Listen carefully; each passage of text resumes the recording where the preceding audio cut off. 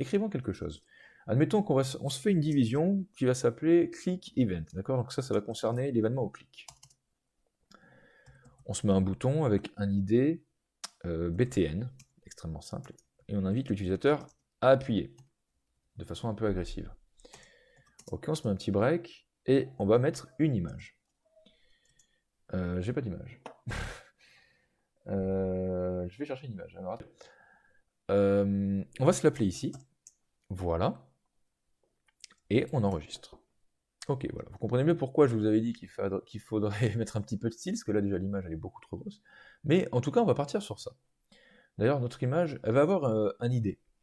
D'accord? IMG. Très important les idées. ID ou classe, c'est des choses vraies qui sont très importantes. On va commencer comme ça. Ok, on va se faire juste un tout petit peu de CSS pour que le projet ressemble à quelque chose, même si ça va pas ressembler à grand chose.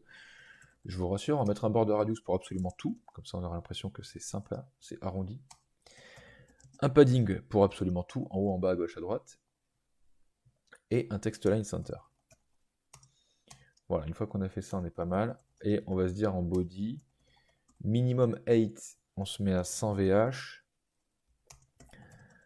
Une transition d'une demi-seconde, 0,5 secondes. Et voilà, on se met sur ça. Et l'image, j'avais dit qu'elle était un peu grosse à mon goût. Et donc ce qu'on va faire, c'est qu'on va la centrer déjà. On va lui mettre une margin de 0 auto, ça la centre automatiquement. On lui met une hauteur de 200 pixels, regardez, j'enregistre. Et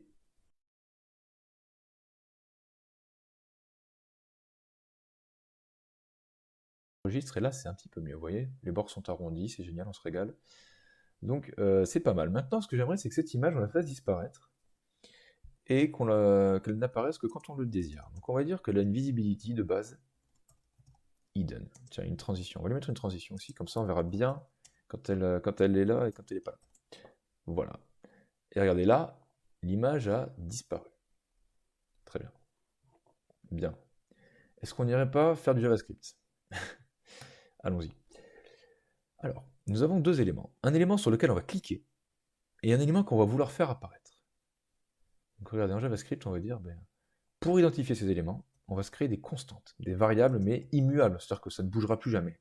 Quand on dit btn, ça sera égal à document, query selector, et on prend le dièse, enfin le hashtag, et btn.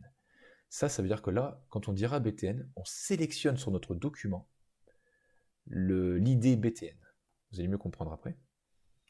Mais puisque JavaScript n'est pas toujours un truc parfait, eh bien il y a aussi plein d'autres façons de le faire. Et si par exemple on faisait img pour le deuxième, donc on dirait document getElementById, là c'est sans le hashtag, on dirait comme ça, et bien là ça nous permet de sélectionner img. Donc vous voyez, là on a deux idées, l'idée btn et l'idée img, et là déjà on a deux façons différentes de sélectionner.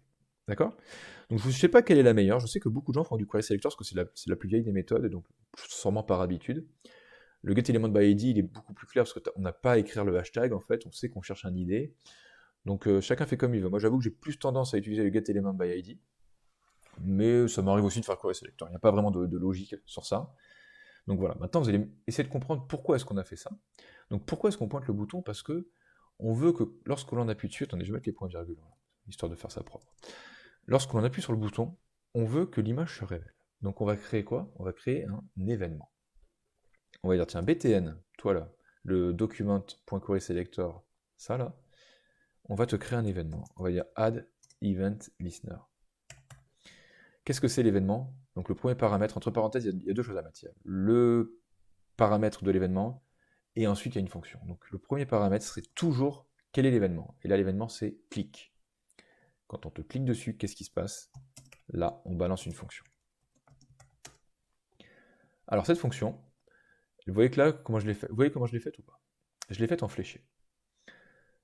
J'aurais pu écrire, sinon, function, comme ceci. Voilà, ça c'est l'ancien JavaScript, ça marche très très bien aussi. Mais, je ne sais pas si vous voyez, mais en fait là, ça obstrue un petit peu, enfin ça fait des choses à lire en plus.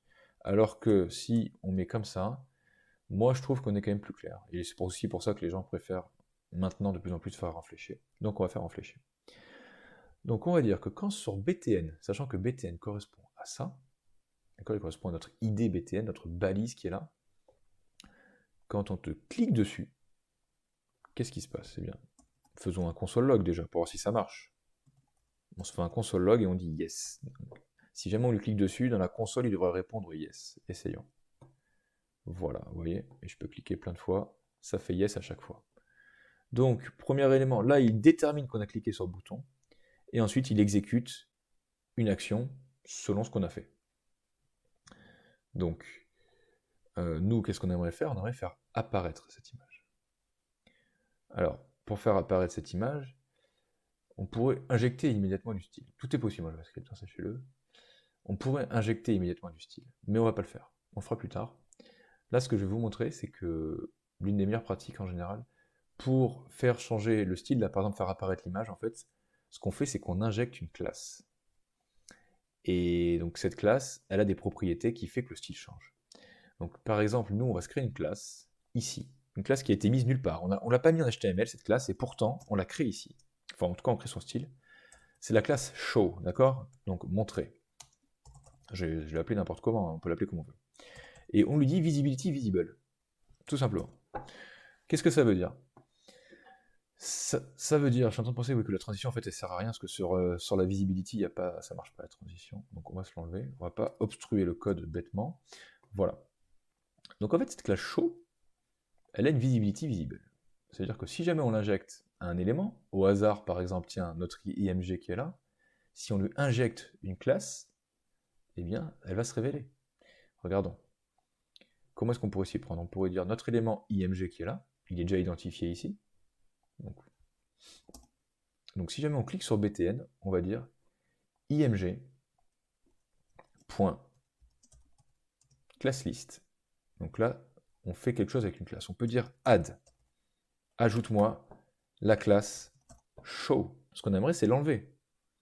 Ce qu'on pourrait faire pour l'enlever, là, c'est remove. Si on met remove, oui, bon, vous me direz, il faut quand même le faire apparaître avant. Donc, en vrai, add et remove, donc c'est pour ajouter et enlever une classe. Mais il existe autre chose en JavaScript qu'on appelle un toggle.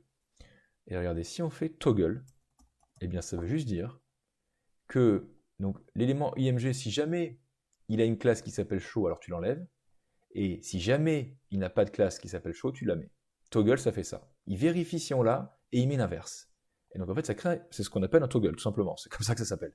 Et regardez, là, elle y est, je rappuie, elle y est plus. Je rappuie, elle y est plus. On fait un toggle. Voilà. Vous venez de réussir votre tout premier événement en JavaScript. Voilà. Le DOM répond à ce que vous voulez. C'est génial. On peut mettre aussi quelque chose avec plein de fautes partout, puisque là c'est un A comme ça. Non, c'est un AV, non, c'est bon. Ok, désolé, autant pour moi. Regardez, je clique. Hop, parce que ça c'est une alerte. Bon, après je vais pas vous montrer absolument tout ce qu'on peut faire en JavaScript, c'est pas le but. Et là ça a changé. Et je reclique, hop, nouvelle alerte. Ça c'est une alerte, sachez-le, ça existe. On va pas aller beaucoup plus loin.